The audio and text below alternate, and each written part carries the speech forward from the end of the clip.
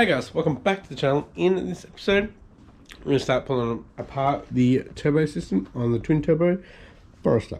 Stay tuned. Alright guys, if you are new to the channel, this is my compound turbo Subaru Forester. I've got a TD05 down there and I've got a GT35 up here. We need to get that GT35 off today, and the exhaust that goes to the back side of the TD05 so I can get it on the linisher. So the flange is nice and flat and we don't have any exhaust leaks. Because when I started this up last episode, the GT35 wasn't even spinning because the exhaust leak was that bad.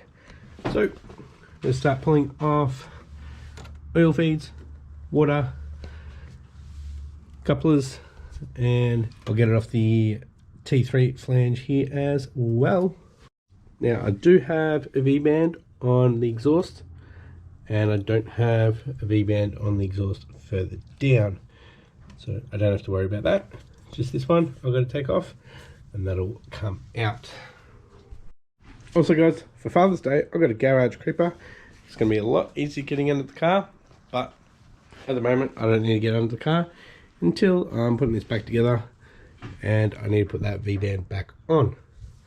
Let's get a 12mm deep socket and we'll get this one off.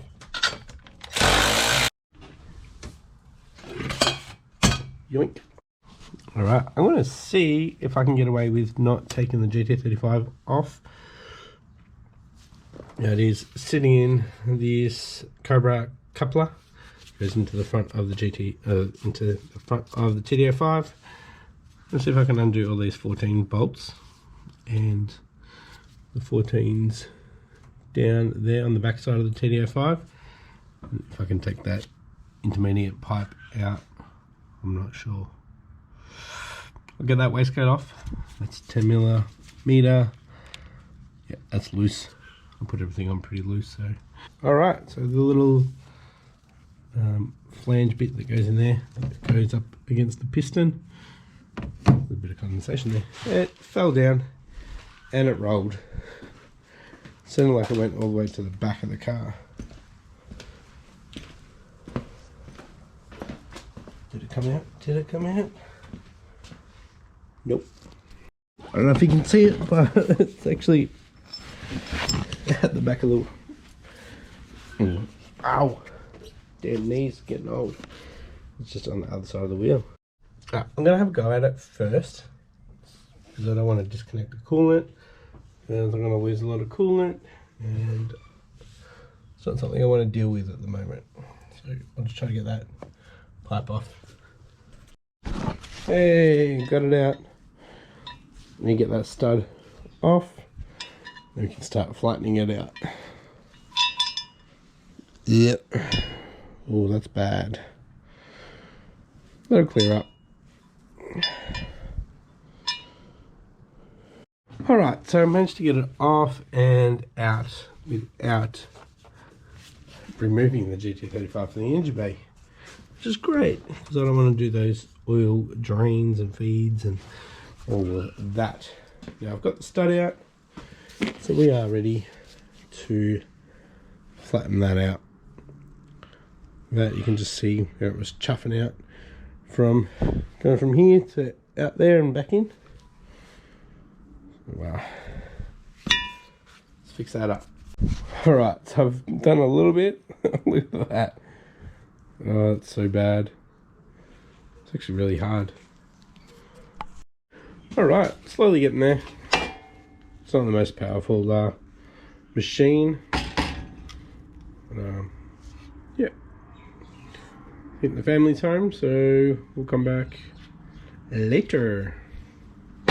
Alright, it's about 8 o'clock now. I'm back. So let's keep going on with flattening this flange out. Getting there. Alright guys, so I've actually spent quite a bit of time on this, and it's not 100% flat. You can probably see where it's not flat. So we've got about 5-6 mil around this edge here that is flat, and then it curves down or curves up. Same with this one over here. So looks like the gasket's going to seat flat, but the tab where I bolt it down is not. So I'm probably just going to use a bit of gasket maker as well, exhaust gasket maker, just to make sure it's sealed, but that is 1,000 times better than before. We weren't even getting up to these. It was flat and then it curved down, so we flattened it off quite a bit, but at the moment it looks like that's all I can really do for tonight until I get the sealant, which I'll pick up tomorrow, and then we can get it all back together again. Need to make sure I can get this bottom bolt in, because I didn't have that one in, but like I said before, it wasn't even touching there, so now it is. It's flat, so we should be good. I'll come back tomorrow with some exhaust gasket maker sealant stuff. And then I'm gonna also seal the wastegate, because, you know, eBay, we need to use it, and I kind of hit the edge a little bit, so yeah. Still need to work out the dump pipe for the, or screaming pipe for the wastegate, and I'm gonna have to put some heat shielding in. It's getting pretty close to a lot of stuff that we don't want to get hot. Alright guys, I'm back. I got my Ultra Copper, so you might be able to see we've got a good 6 or 7 mil flat all the way around, and from here around here it isn't. Might be able to see down here that's not, so we're going to be filling that in with the old Ultra Copper, so we'll be splooging that all over it. But yeah, we're pretty damn close. Just don't want any leaks there. We want to at least get that GT35 spinning. And I'll have to use some of that on this wastegate as well, which will eventually get upgraded to a genuine one. Hopefully it uses the same flange and I can just swap it straight over. But yeah, let's get this back on. Alright, so it's all bolted back up. We've got the T3 flange on, and we've got the turbo dump flange bolted up. Got all 5 bolts in there. So what I'm going to do is put the dump pipe on, just at the top here, not at the bottom just yet, and I'm going to have a look at the routing for the wastegate. Alright guys, it's pretty tight in there. If I did put it into the dump pipe, it would be solid mounted and would have that issue of having exhaust leaks because there's no room for movement.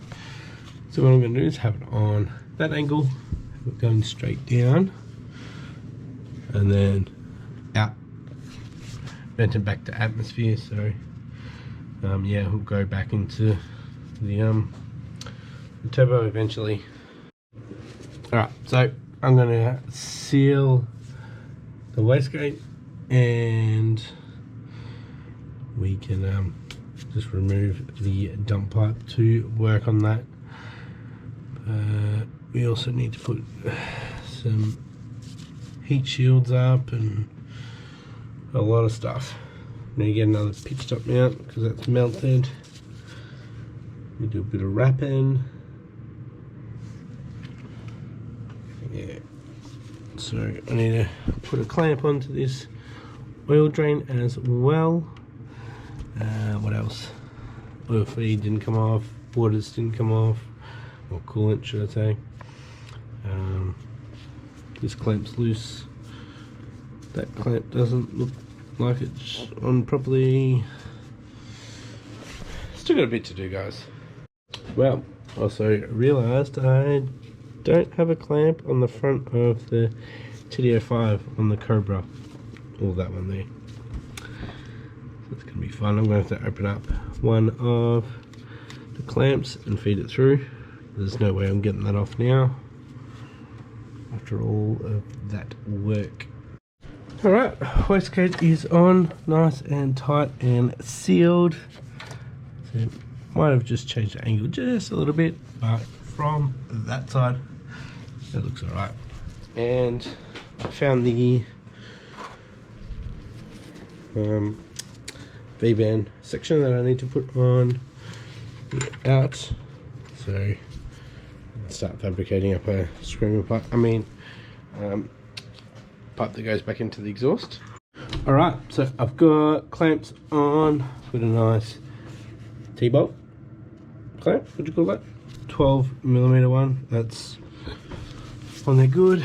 Got a worm clamp down here, that's on good. Got a new one on here, that's on. Obviously when I get a new welder that can do aluminium, I'm going to be redoing all the integral piping and probably going up as well to at least 3-inch, and maybe a reverse mount. The exhaust gasket needs to dry, so yeah, we'll come back tomorrow and finish off this episode. Alright guys, it's the next day after work. Picked up some wiper blades, so let's chuck them on. There we go. Nice and simple.